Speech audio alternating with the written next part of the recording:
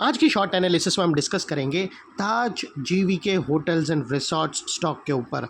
दोस्तों ये स्टॉक अगर आप देखो तो दिसंबर 2024 से करेक्शन के अंदर चल रहा है। ओवरऑल अगर आप देखो तो ये स्टॉक ने 2.5 महीना पूरा करेक्शन में बिता दिया और करेक्शन में भी दोस्तों स्टॉक ने यहाँ पर दोनों तरह का करेक्शन दिया, प्राइस वाइज टाइम वाइज दोनों। प्राइस वाइज करेक्शन के अंदर स्टॉक डाउन साइड करेक्ट हुआ और टाइम वाइज करेक्शन के अंदर स्टॉक ने साइडवे कंसोलिडेशन करी और एक स्ट्रॉन्ग बेस बनाकर ब्रेकआउट किया है। और दोस्तों ये स्टॉक के अंदर मल्टीपल पॉजिटिव फैक्टर्स भी ट्रिगर हुए हैं जिसके तहत ये स्टॉक अपसाइड में 25% रनअप दे सकता है, 25%, 25% अपसाइड मूव दे सकता है।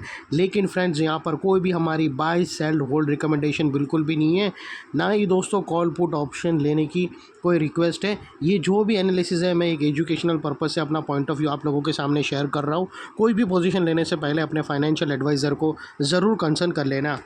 दोस्तों आप लोग देख सकते हो कि ये वो टॉप था जहां से एक डाउनवर्ड स्लोपिंग पैरेलल चैनल के थ्रू करेक्शन आया स्टॉक के अंदर और यहां पर कुछ लोअर लोस ट्रिगर हुए।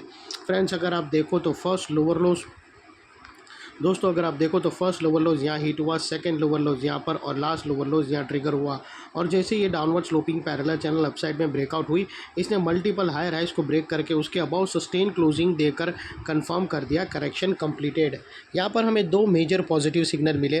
पहले तो इसने डाउनवर्ड स्लोपिंग पैरेलल चैनल को अपसाइड में ब्रेक किया, सेकेंडली इसके जो लोअर लोज थे वो हायर हाइज में शिफ्ट हुए क्लोजिंग बेसिस पे, जो हमें कंफर्म करता है कि स्टॉक करेक्शन के अंदर कंप्लीट कर चुका है और बाई साइड की तरफ शिफ्ट हो चुका है एज लॉन्ग हैज़ इसके लोअर लोस प्रोटेक्टेड है। अगर इसके लोअर लोस थ्रेट हुए क्लोजिंग बेसिस पे तो स्टॉक के अंदर फिर से डाउनसाइड मूवमेंट इनिशिएट हो सकता है।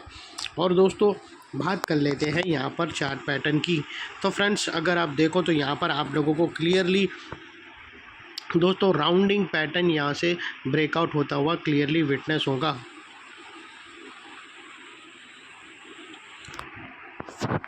दोस्तों अगर आप देखो तो यहाँ पर हमें एक राउंडिंग चार्ट पैटर्न ब्रेकआउट होते हुए मिलती है और इसके अगर लोअर टाइम फ्रेम में देखो तो दोस्तों इस लोअर टाइम फ्रेम के अंदर आप यहाँ से देखोगे तो कप एंड हैंडल पैटर्न भी ब्रेकआउट हुई है।